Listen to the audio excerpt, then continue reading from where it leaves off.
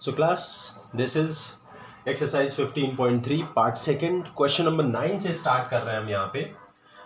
सबसे इंपॉर्टेंट चीज देखिए, question 2 cylindrical jars contain the same amount of milk. इसका मतलब ये है कि उनका जो वॉल्यूम है ना वो सेम है, ठीक है। इसका मतलब ये है if their diameters are in the ratio 3:4, उनके डायमीटर 3:4 के रेशियो में है और हमसे पूछा जा रहा है find the ratio of their Heights. तो वो जार्स की हाइट की रेशियो पूछी जा रही है। तो चलिए देखते हैं करना क्या है इसमें। तो ये है 3:4 डायमीटर्स, ठीक है। तो हम डायमीटर्स को लेट कर लेंगे, late diameters are 3x and 4x, ठीक है। 3x एंड 4x हो गए, देयरफॉर उनका रेशियो क्या हो जाएगा, radius are 3x/2 and 4x/2।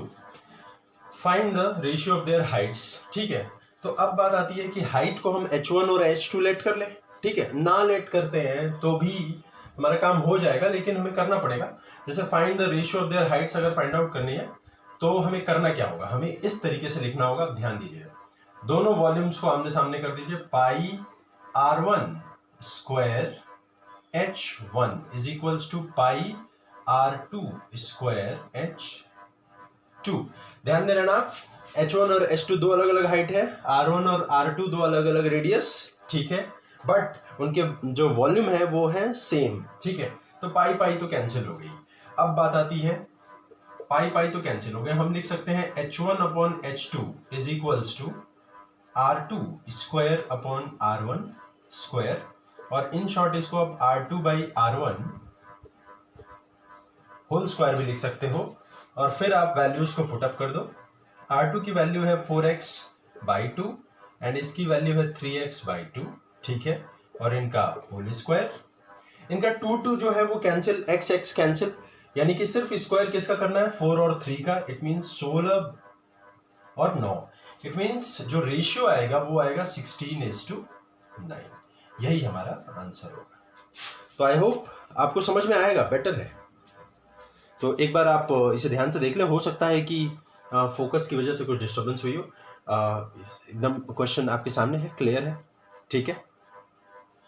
Okay, so class, this is your question number 10।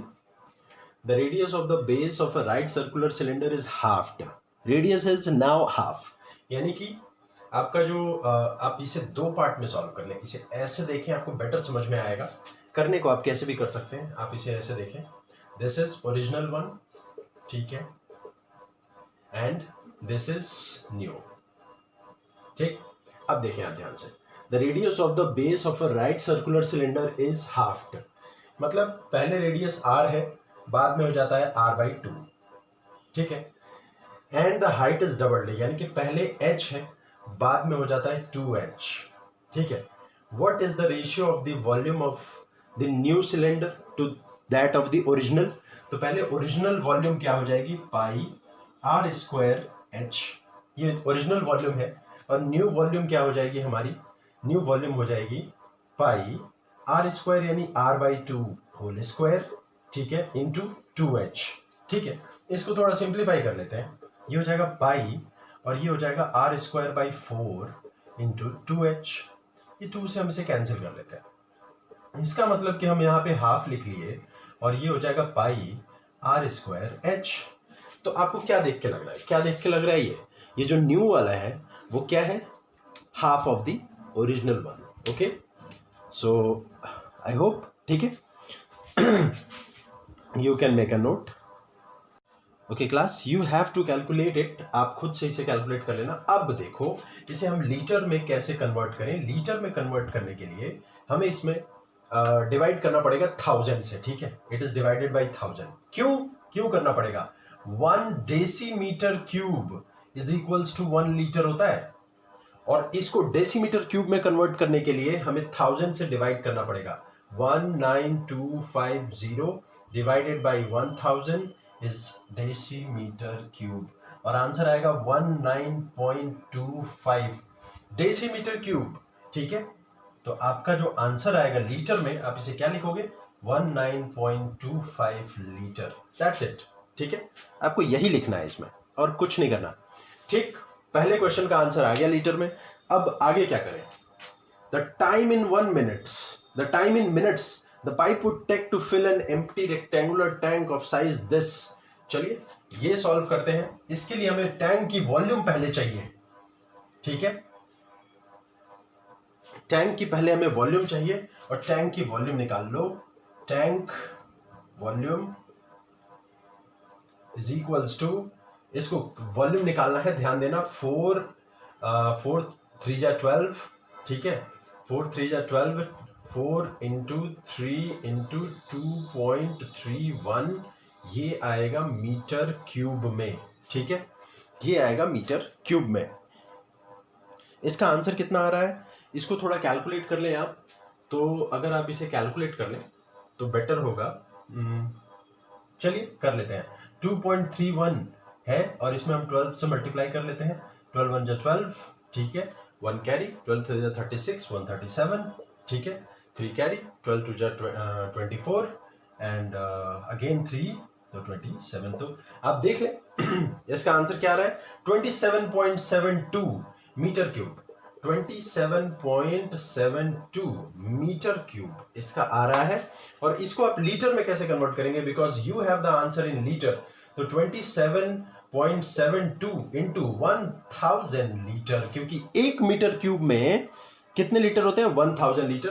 तो this should be answer to 27720 litre, ठीक है। अब टाइम का पता करते हैं कि कितना टाइम लगेगा, टाइम इन मिनट्स। तो हम क्या करेंगे, 27720, हमें 1 मिनट की कैपेसिटी पता है 19.25, और इसको आप डिवाइड कर लें। डिवाइड करने के बाद हमारा आंसर आएगा 24 minutes. Okay class, so make a note. So class, this is your question number 14 और ये बहुत इजी क्वेश्चन है। Wooden pole is 7 metre high and 20 centimetre in diameter. Find its weight if the wood weighs 225 kg per meter cube. अगर 1 metre cube का wait 225 kg है, so we have to find volume. तो volume क्या हो जाएगी, सबसे पहले 7 metre high, a wooden pole is 7 metre high, it means h is equals to क्या है, 7 मीटर, और 20 centimetre in diameter, it means r is equals to 10 centimetre, ठीक है। इसको आप 0.1 मीटर भी लिख सकते हो, ठीक है। तो अब हमें क्या फाइंड आउट करना है, volume of pole. Volume of pole, तो पोल की वॉल्यूम कैसे निकलेगी, पाई यानी 22/7 r स्क्वायर यानी कि 0.1, ठीक है, इंटू स्क्वायर इंटू 7, ठीक है। ये 7 कट गया, ये 1/100 हो जाएगा यानी कि 0.01, और इसको जब इसमें आप मल्टीप्लाई करोगे तो इट शुड बी 0.22, ठीक है। 0.22 इज मीटर क्यूब, ये हो जाएगा इसका वॉल्यूम, ठीक है, ठीक, ओके। ये इसकी वॉल्यूम हो गई। अब हमें क्या करना है, हमें इसका वेट पता करना है। तो वेट आपको ध्यान देना होगा, weight is equals to 225 into 0.22, ठीक है। तो अब इसको सॉल्व कर लो, 225 इंटू 22/100, ठीक है। 25 से ये 9 बार में और ये 4 बार में, ठीक है। 9 2 जा 18, 9 2 जा 18, 19/4, 19/4। इट मीन्स इसको थोड़ा डिवाइड कर लो तो ये आ जाएगा 49.5 kg, 49.5 kg ये वुडन पोल का वेट है, ओके क्लास। सो ये आपका हो गया वुडन पोल का वेट, ओके।